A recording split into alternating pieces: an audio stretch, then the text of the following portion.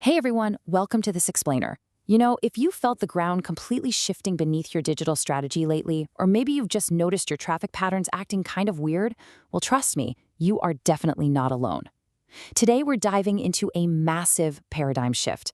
We are talking about the leap from traditional SEO to what's now called Answer Engine Optimization, or AEO.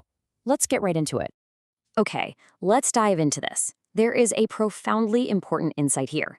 Don't optimize for a feature, optimize for a behavior. People want answers faster, with less effort and less regret. Think about that. Search isn't just a destination anymore. It's not just a directory of blue links. It is rapidly turning into a synthesizing interface. It's literally doing the heavy lifting and the thinking for the user, right there on the results page. So, here's our roadmap for this explainer. First, we'll look at the new search interface. Second, how answer journeys are replacing keywords. Third, the trust infrastructure moat. Fourth, the AEO maturity ladder. And finally, we'll wrap up with your 100-day action plan. We'll cover the big philosophical shifts, plus the step-by-step mechanics to actually survive them. All right, kicking things off with Section 1, the new search interface. Moving from searching to asking. When we really look at modern user behavior, the biggest shift right now isn't just that AI overviews or chatbots exist. It's that users are asking longer, way more personal questions. And these engines, they're responding with deep synthesis. Now, it really helps to separate what's changing from what isn't. On the left side, you'll see things like AI surfaces, summarization, personalization, and multimodality. Those are going to keep shifting constantly. But look at the right side. These are our anchors. Answers must be retrievable, extractable, trustworthy, helpful, and maintained. These 5 durable principles, they are absolutely not going to change. Moving right along into Section 2, answer journeys replace keywords, or as I like to call it, the end of linear SEO. Now, what's really interesting about this next slide is the absolute contrast we're about to see. So here is the old world of classic SEO.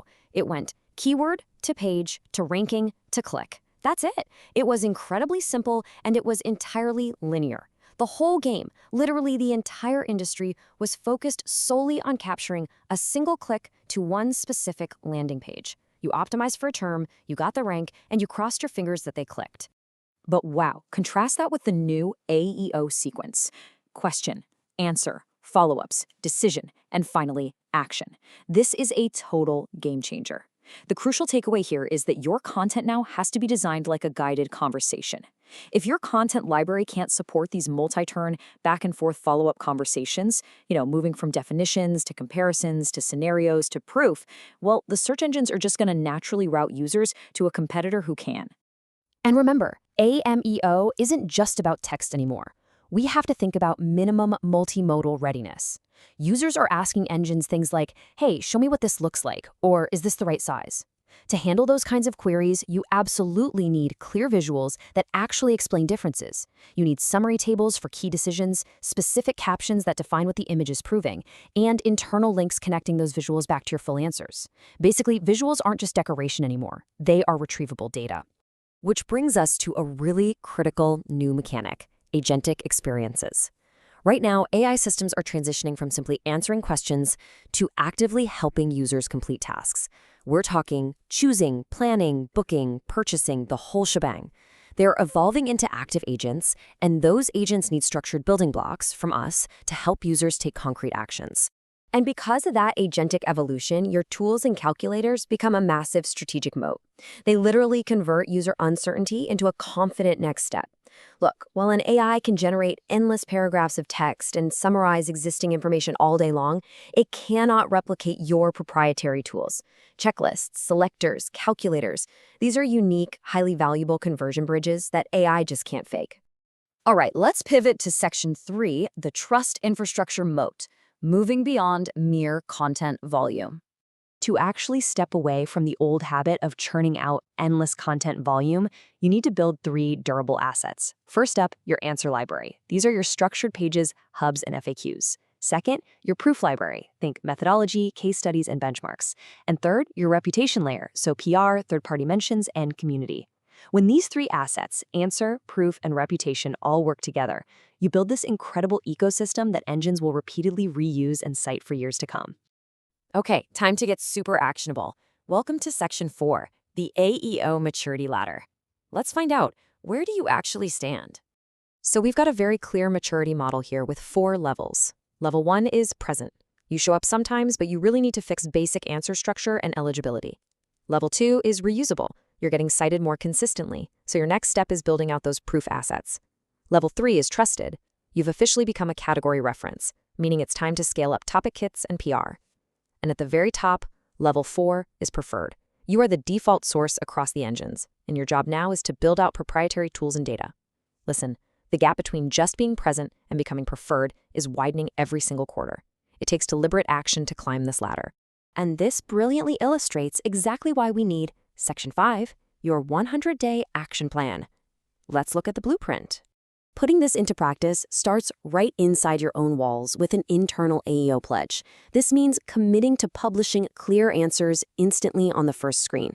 It means providing boundaries and proof cues instead of just making big, empty claims, and building out solid comparison assets.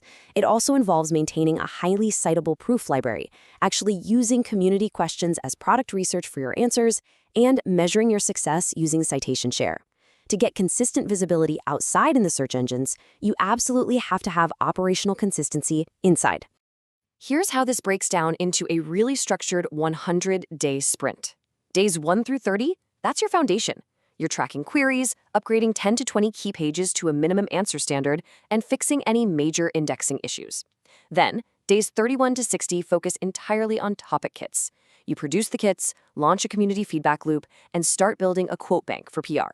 Finally, days 61 to 100 are all about scale and optimize. Produce more kits, run structure experiments, and build an executive scorecard to track your impact. It is a completely achievable blueprint. Now, a quick warning. There are some incredibly common pitfalls you need to avoid during the sprint. First, don't hard-code your tactics for a single platform. Platforms constantly shift, principles do not. Don't design for just keywords instead of multi-turn journeys. And please, don't treat multimodal readiness as some future problem, because visuals are literally being cited right now. Skip the urge to avoid building tools just because they're quote-unquote hard. And finally, whatever you do, avoid investing in pure volume over your trust infrastructure or just staying stuck at present and hoping for the best. Which brings us to a final thought to leave you with today.